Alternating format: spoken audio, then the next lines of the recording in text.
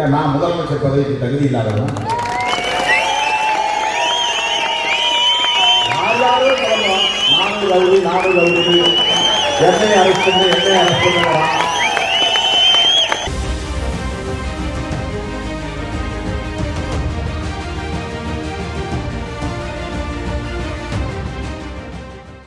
நான் முதலமைச்சர் பதவிக்கு தகுதி இல்லாதவனா என மேடையில் திருமாவளவன் கேள்வி எழுப்பிய சம்பவம் அரசியல் களத்தில் கவனம் ஈர்த்து வருகிறது.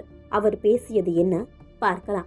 ராணிப்பேட்டை மாவட்டம் முத்துக்கடை பேருந்து நிலையத்தில் விடுதலை சிறுத்தைகள் கட்சியின் தீர்மான விளக்க பொதுக்கூட்டம் நடைபெற்றது. இந்த கூட்டத்தில் விசிக தலைவர் திருமாவளவன் கலந்து கொண்டார். அவருக்கு ஜேசிபி இயந்திரம் மூலமாக மலர் தூவி வரவேற்பு அளிக்கப்பட்டது. இதனைத் தொடர்ந்து தொண்டர்களுக்கு மத்தியில் பேசிய அவர், அதிமுக பொதுச் செயலாளர் எடப்பாடி பழனிசாமி அவர்களுக்கு அதிகமாக கோபம் வருவது ஏன்? எங்களை அவர் கூட்டணிக்கு அழைத்தார் என ஒருபோதும் நான் கூறியது இல்லை.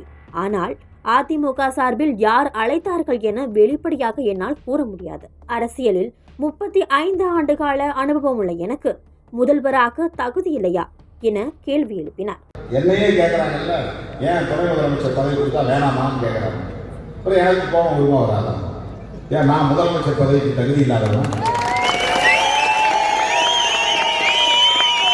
யாரோ சொல்லலாம் நானும் ரவுடி என்னை அரசு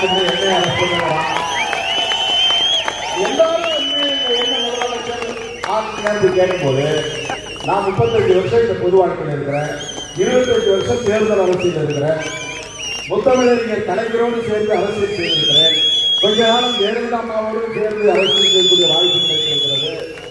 நீண்ட காலம் இன்றைக்கு திராவிட முன்னேற்ற கழகத்தின் தலைவர் தமிழ்நாடு முதலமைச்சர் தளபதி அவர்களோடு பயணிக்கிற வாய்ப்பு கிடைத்திருக்கிறது.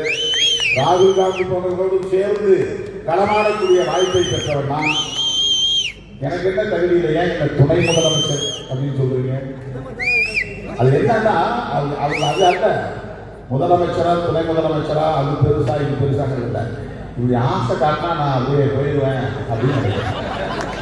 தொடர்ந்து பேசிய அவர், தமிழகத்தில் சுற்றுப்பயணம் செய்ய புறப்பட்டவர்கள் அனைவரும் பாஜகவை ஆதரிப்பவர்கள். பாஜகவை வலுப்படுத்தவே பயணம் மேற்கொண்டு வருகிறார்கள்.